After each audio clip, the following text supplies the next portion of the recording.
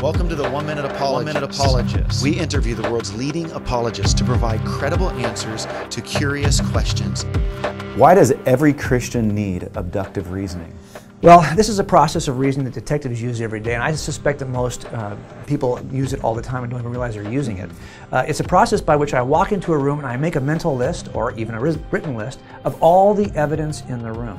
Then I make a list of all the possible ways to explain this evidence. And I try to be very broad in this list of possibilities. I include everything I can think of that might explain this list of evidences.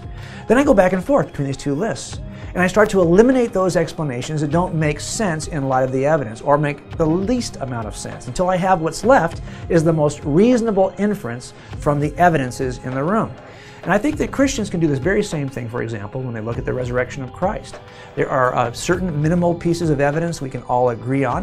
You can take a list, for example, like Mike Licona and Gary Habermas created, or you can have your own skeptical list. I had my own skeptical list of the minimal things I was willing to accept about this resurrection event. Then I listed all the possible explanations. Were they lying about it? Were they fooled by an imposter? You know, any number of ways you want to list the possible explanations for this minimal evidence. But going back and forth between these two lists allows you to kind of cross out which is less reasonable.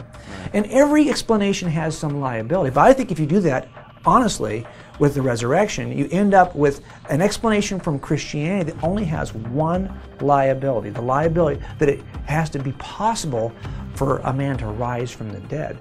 And if you are willing to accept that, leave your mind open to the possibility that something supernatural can happen. Don't start off with a presupposition that eliminates that possibility out front.